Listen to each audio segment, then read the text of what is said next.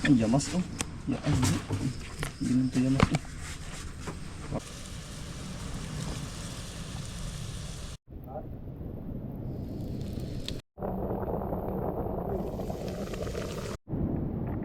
Wow.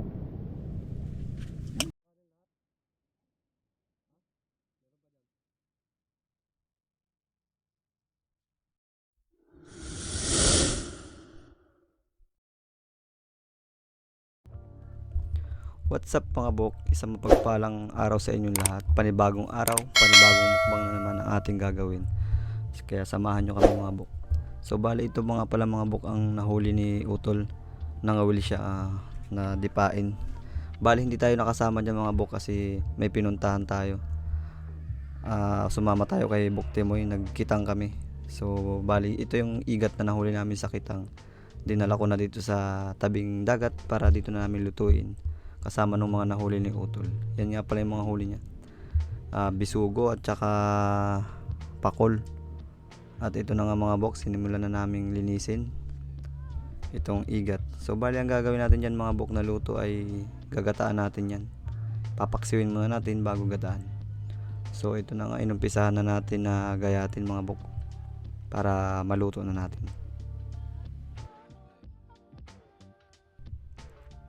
At pagkatapos nga natin linisin mga bok ay nirekaduhan na ni Utol at nilagyan niya ng suka.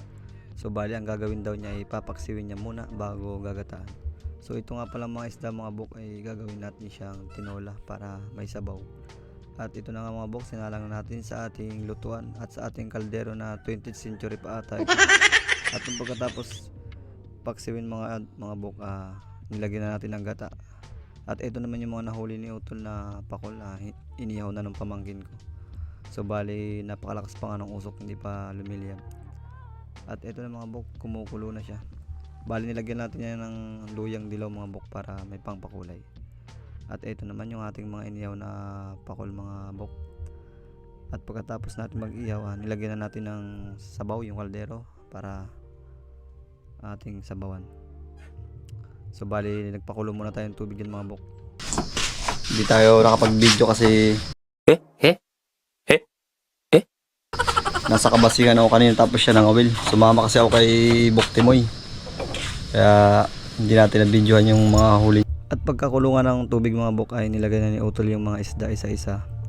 So bali iba-iba't klaseng isda yan mga bok. May manitis, may bisugo. At yung iba hindi ko alam, paki-comment na lang mga bok kung anong pangalan sa isda na yan sa lugar nyo. At ayan na mga bok, luto na. Grabe, yung tipong kakahuli mo lang is ngayon iluto na. So ito na mga bok, umpisa na natin i-prepare yung ating mga pagkain. Ilagay natin sa dahon ng saging para ating mapagsalo-saluhan. So mga bok, yun, samahan nyo kaming kumain. Mukbangin natin itong mga sariwang isda mga bok.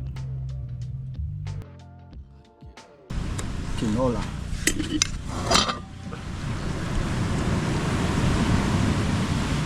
Yo. At tapos natin i-prepare mga bok ay siyempre flex muna natin. So ayun, sabay-sabay muna kayo maglaway mga bok. Sa mga nagugutom dyan, eto, samahan nyo kaming kumain mga bok. Para sa panonood pa lang mabusog na kayo. Char. At syempre mga bok, bago tayo kumain, huwag natin magkalimutan magpasalamat kay Lord sa lahat ng blessing na patuloy niyang binibigay sa atin. At higit sa lahat sa pag-iingat mga bok sa pangunguha natin ng isda. Yung safe na pa lang tayo makauwi ay sobrang blessed na tayo. Kaya ito mga bok, kain na. Idol! Unang subo lang naman mga. Yung ginataang nga yan. Wow, ang taba naman. Igat. Lambot pa. Okay guys. Sabaw. Bakit? Sabaw. Sarap mga bok. Ang lambot ng ano, ang kaluto ano. Grabe. Veterano ko yan. Duty Yan ang technique doon. Anong technique? Paksiw muna. Paksiw mo muna siya. Uy, paano nyo tong itlog?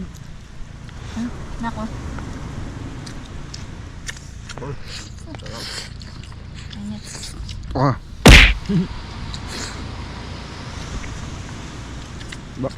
Kap. Lambot.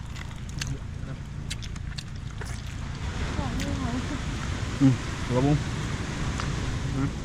Baw. Sarap. Tinola. Kalmasan. Higit kalmasan. Kalmam.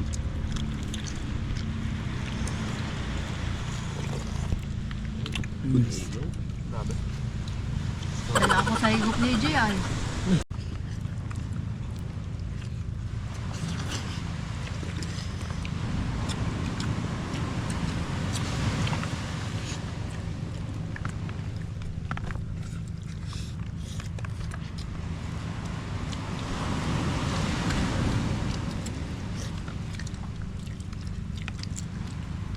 Hindi pala ito yung matinik.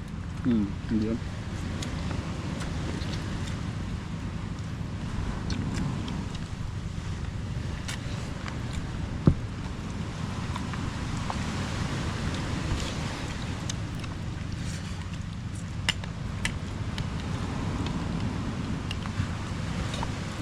Naibig ka na.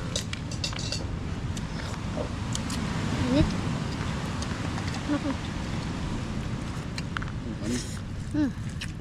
Sarap ba? Parang guys.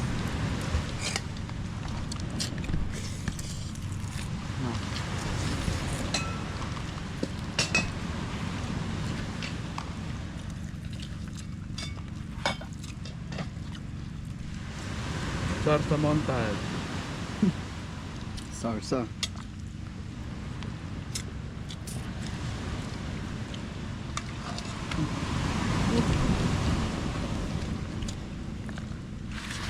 Oh, sino ba gusto? Iyo.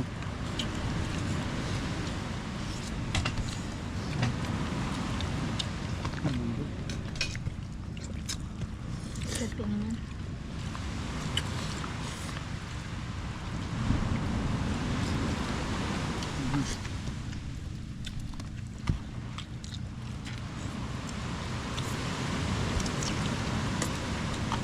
Latte.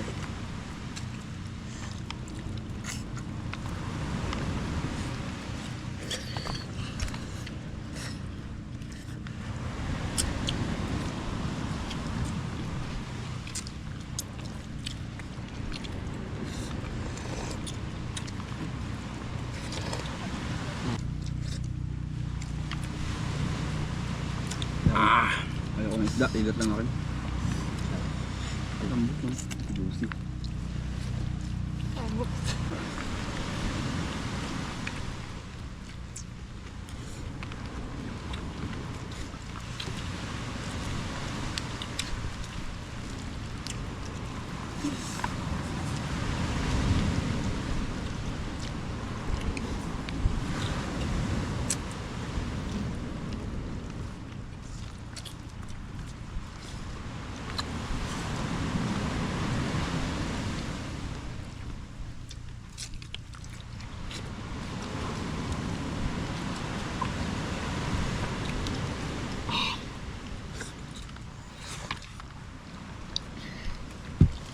Mamay. True out.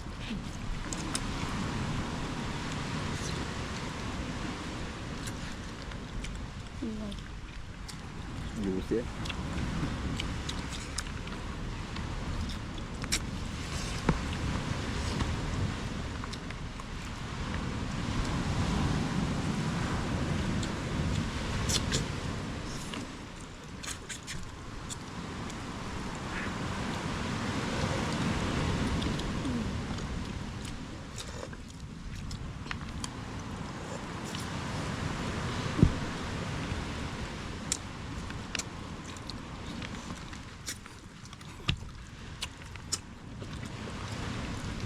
Oi!